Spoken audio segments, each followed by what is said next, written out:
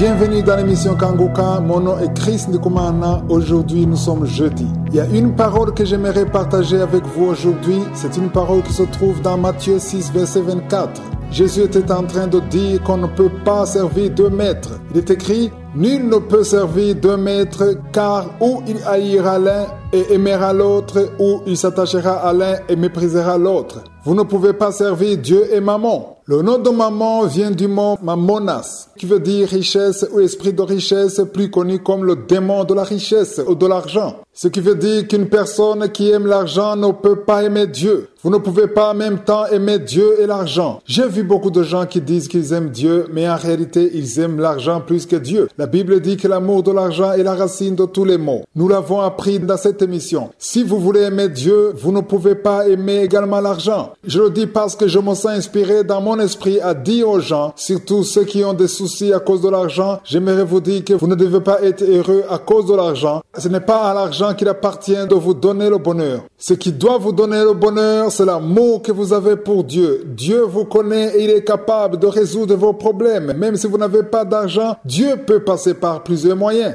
Dans Matthieu 4, verset 4, il est écrit « L'homme ne vivra pas de pain seulement, mais de toute parole qui sort de la bouche de Dieu. » La parole de Dieu donne la vie. Je vous invite à commencer à rendre grâce à Dieu, non pas parce que vous avez obtenu l'argent. Faites-le même si vous êtes endetté, même si vous êtes pauvre, quoi qu'il en soit. Vous ne pouvez pas manquer de rendre grâce à Dieu parce que c'est lui qui est votre Seigneur. Si vous n'arrivez pas à rendre grâce à Dieu à cause d'un problème d'argent, vous êtes peut-être tombé dans le piège de Mammon. Mammon est le démon de l'argent. C'est lui qui vous poussera à ne pas rendre grâce à Dieu parce que vous n'avez pas d'argent. Il vous poussera à ne pas rendre grâce à Dieu parce que vous n'avez pas les moyens pour payer vos études ou parce que vous ne pouvez pas payer votre loyer. Changez votre façon de réagir. Que vous ayez ou pas le loyer, décidez de rendre grâce à Dieu parce que votre Dieu n'est pas Mammon, mais votre Dieu est Je suis. Rendez grâce à Dieu parce qu'il est capable de prendre soin de vous, non seulement par le moyen du pain, mais aussi par le moyen de sa parole. C'est vrai, le pain viendra, mais tout ce qu'il vous demande, c'est que votre relation ne soit pas basée uniquement sur le fait que c'est lui qui vous donne le pain. Il ne veut pas que vous lui rendiez grâce parce qu'il vous a donné des choses matérielles, mais il veut que vous lui rendiez grâce en tout temps, même quand vous n'avez pas toutes ces choses. C'est pourquoi dans cette émission, j'enseigne toujours aux gens de rendre grâce à Dieu, même lorsqu'ils n'ont pas obtenu ce qu'ils veulent. Il y a une chose qui a complètement lié les gens, c'est l'amour de l'argent. Si vous sentez que vous avez en vous l'amour de l'argent, je vous demande de prier après cette émission. Priez pour que Dieu vous aide. Priez pour que le Saint-Esprit vous délivre de cet amour de l'argent. Il peut arriver que vous adorez l'argent au lieu d'adorer Dieu. Il est normal d'aller devant Dieu en demandant des choses matérielles. Mais si votre cœur est clairement détaché de Dieu, vous irez devant Dieu les yeux rivés sur ses mains et non sur sa face. Cela veut dire que vous voulez juste ce qu'il vous donne. Vous priez en demandant qu'il vous donne uniquement des choses matérielles et vous oubliez qu'il vous a déjà donné plus que l'argent. Il vous a donné son Fils unique. Il vous a donné la vie éternelle. C'est lui qui vous protège et il a pour vous un bon avenir. Cet esprit de l'amour de l'argent doit absolument sortir des enfants de Dieu. Réalisez ce verset, peut-être que ce passage vous concerne. Sentez dans votre cœur que Je suis a plus de valeur que l'argent, il a plus de valeur que l'or et toute autre chose matérielle. Il veut juste votre cœur. Ne gardez plus vos yeux sur les mains de Dieu, mais recherchez la face de Dieu. Lorsque vous ne cherchez que ce que Dieu a dans ses mains, s'il ne vous donne pas ce que vous voulez, alors vous abandonnez la foi, vous abandonnez l'action de grâce et vous commencez à vous lamenter, vous avez le désespoir. Mais une personne réveillée choisit Dieu au lieu de choisir Mammon, au lieu de choisir la richesse,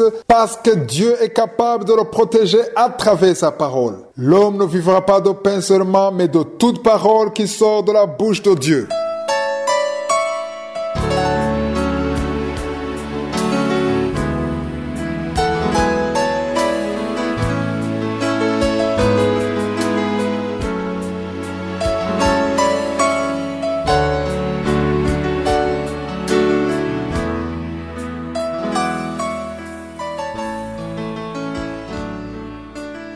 Nous continuons avec la deuxième partie. Nous sommes en train d'étudier le livre de la Genèse. J'espère que vous avez déjà lu les chapitres que je vous ai demandé de lire. C'est pour votre intérêt que je vous demande de le faire, car je ne fais que tracer les grandes lignes. Je ne lis pas tout, mais je dis ce qui est nécessaire selon la direction du Saint-Esprit. Il est important pour vous qui m'écoutez de lire les passages sur lesquels nous sommes. Apprenons à lire la parole de Dieu. Il y a une personne qui m'a dit un jour que lorsqu'elle lit la Bible, elle s'endort car elle ne comprend rien. Mais le fait de s'endormir montre qu'elle n'a pas encore compris que cette parole la concerne autant que ceux de l'Ancien Testament. Il est important de lire, de comprendre et de prier par rapport à ce que vous avez lu. Je dis toujours à ceux qui veulent lire la parole de Dieu, surtout aux nouveaux convertis, qui doivent prier avant de lire la parole de Dieu. Priez, demandez à l'Esprit Saint de vous aider à comprendre. Si vous lisez la parole de Dieu comme un simple livre d'histoire, vous ne comprendrez jamais. Vous serez vite découragé. Vous pouvez aussi lire cela comme une simple histoire. Mais la parole de Dieu ne doit pas seulement demeurer dans votre tête.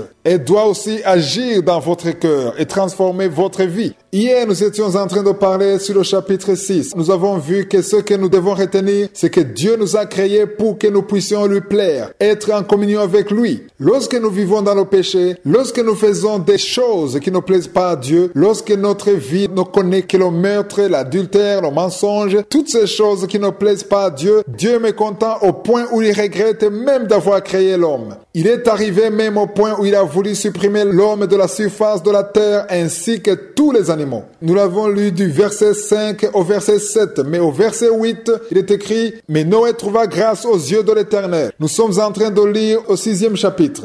Même si les gens vivaient dans le désordre, même si les gens vivaient dans le péché, il y a eu au moins une personne qui a plu à Dieu. Frères et sœurs, vous qui suivez cette émission, je vous demande de toujours prier en demandant à Dieu de vous permettre de toujours lui plaire. Vous devez toujours prier afin que Dieu vous permette de vivre en lui plaisant. Moi-même, une des choses que je demande à Dieu, c'est de me permettre de lui plaire. Je souhaite faire la volonté de Dieu. Je veux que, assis sur le trône, il soit fier de moi. De même, vous qui m'écoutez, recherchez toujours que Dieu soit fier de vous. Lorsque Jésus est venu pour être baptisé par Jean, la Bible dit que quand il est sorti de l'eau, le ciel s'est ouvert et une voix a dit tout haut, « Voici mon fils bien-aimé en qui j'ai mis toute mon affection. » Comment plaire à Dieu? Vous plaisez à Dieu à chaque fois que vous marchez selon sa parole, à chaque fois que vous marchez selon sa volonté, à chaque fois que vous acceptez la volonté de Dieu pour votre vie et que vous priez tous les jours en évitant de vous lamenter. Lorsque vous aurez fait tout ça, le cœur de Josué sera très satisfait.